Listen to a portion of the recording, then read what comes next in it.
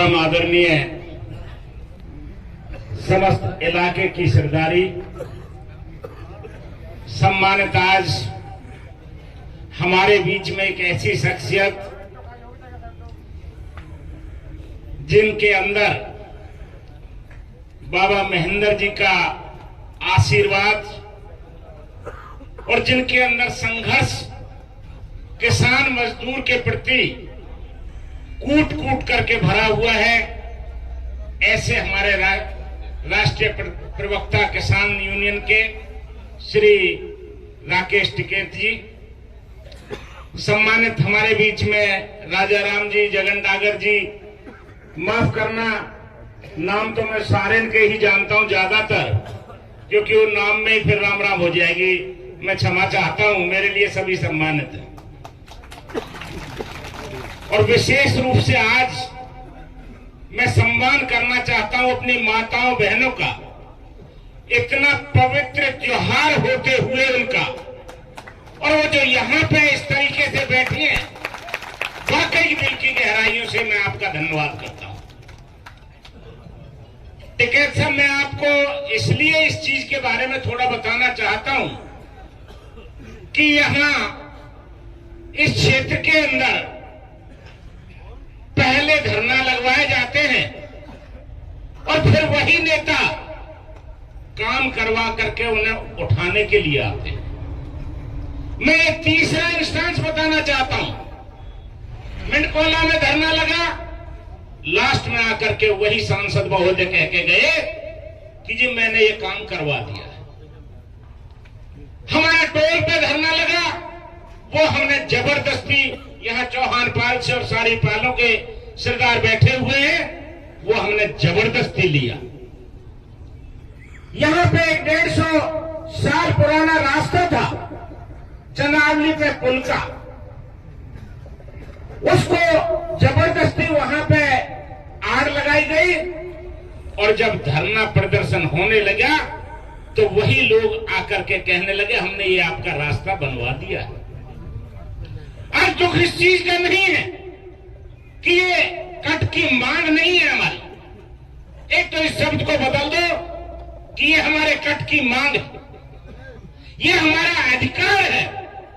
जब 24 किलोमीटर यहां पे यमुना एक्सप्रेस वे, जेवर एक्सप्रेस वे बन रहा है हमारे हरियाणा में, तो ये कोई किसी के माई के लाल ने दूध नहीं पिलाया कि यहां पे हम एक्सप्रेस वे को न्यों दिखाते रहे कि ये जेवर को जा रहा है।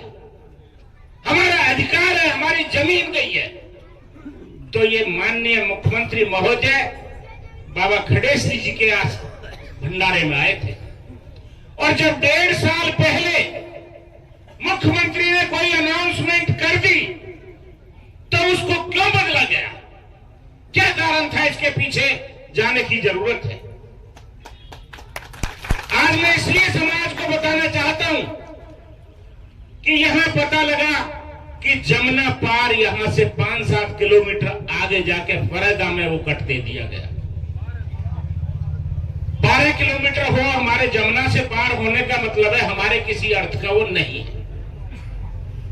और जब वहां पे पता लगा कि वहां कट मिल गया है, तो वहां कम से कम 50-50 लाख रुपए एकड़ के हिसाब से वहां जमीनों के रेट बढ़ गए। जो उन्होंने खरीदी थी सरमाएदारों के माध्यम से, उनके ग्रुप के माध्यम से, उनका अचानक से एक बहुत बड़ा बिजनेस हो गया। आज मैं पूछना चाहता हूं, क्या हमारे यहां के लोग, हरियाणा के लोग, इस मोहना क्षेत्र, पृथला क्षेत्र के लोग क्या इस चीज को नहीं समझते? यहां सुझाव आ रहे थे कि उनका घेराव करने जाएंगे, वहां जाएंगे। मेरे साथियों, मैं आपसे अनुरोध करना चाहता हूं, मैं आपसे प्रार्थना करना चाहता हूं कि वो इस लेवल के आदमी नहीं थे कि जो हम आपने बिठा दिया। अगर वो अपने आप को ये समझते हैं देने वाला ज्यादा बड़ा होता है लेने वाले से, उनको मैसेज दो, उनको लिखित में इंटीमेशन दो कि भाई हम 3 दिन का टाइम तुम्हें दे रहे हैं, जो भी चुने हुए प्रतिनिधि हैं हमारे पंचायत में आकर के हमें स्पष्टीकरण दो क्या आप देना चाहते हो या हम टेढ़ी उंगली करके भी निकालनी पड़ेगी? आप लोग किसी से कम नहीं है। हमने संघर्ष में पिछली बार यहां से इनके सौभाग्य से मैं विधायक था, हमने एक लड़ाई लड़ी थी, उसमें सभी पार्टियों के लोगों को हमने विधानसभा में लिया था कि हमारे यहाँ जमुना का जो पानी है, आगरा कैनाल का जो पानी है, गुड़गांव कैनाल का पानी है, जो हमारा यहाँ दिल्ली का मलमूत्र आता है, जबकि जमुना का पानी आना चाहिए। और उसमें 14 एमएलए की कमेटी बनी थी। जब विधानसभा की कमेटी बन जाती है तो उसको आगे भी बढ़ाना चाहिए। आज वो कमेटी है, बाकी हमारे जो नेता हैं, जो हमारे साथी हैं, वहां पे उसको आगे नहीं बढ़ा रहे। हम इस बैठक को लेकर के आपको मैं पंचायत में भी बताना चाहता हूं। मैं विपुल गोयल जी और हमारे यहां धरने के जितने भी 5-7 आदमी हम लेकर के गडकरी जी से मिले थे और गडकरी जी को साफ कहा था कि सरकार कोई एक्स्ट्रा डिमांड नहीं कर रही। जब 44 एकड़ जमीन यहां एक्वायर हो चुकी है और इंटरचेंज तुम ऊपर से ऊपर बना रहे हो, तो उसका मतलब ये नहीं है कल को हमारे को भी हारी बीमारी हो सकती है।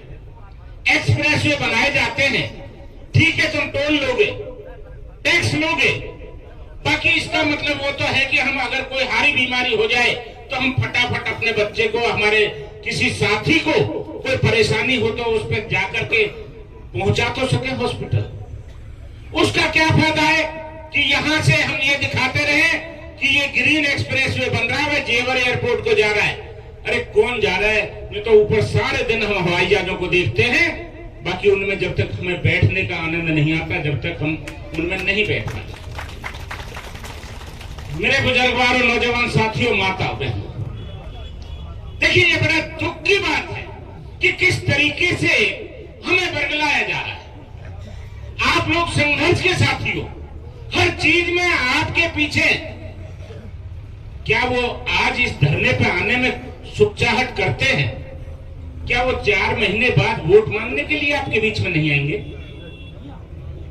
रहना तो आपके बीच में है, चाहे कहीं भी हो।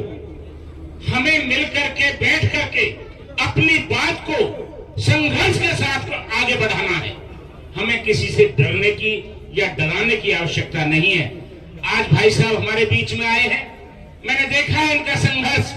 जब नीति का हत्याकांड हुआ था, दशहरा ग्राउंड में, मैदान में पंचायत थी, उसमें भी भाई राकेश जी आए थे और वहां पे जिस मजबूती के साथ जो बात कही, आज ये जब ऑल इंडिया लेवल पे जहां हमारे 750 भाई शहीद हुए, उनके लिए संघर्ष कर सकते हैं, तो ये तो इतना सा नाखून के बराबर काम है।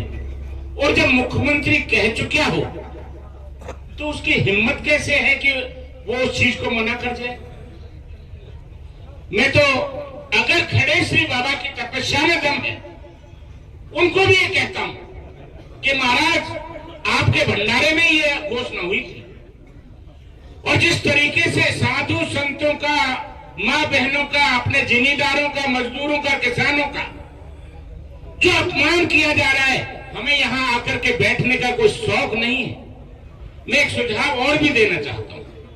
आज मोहना गांव के अंदर एसडीएम, एसीपी आ गए कि भाई आप मोहना गांव का रहने दो, काम बंद रहने दो।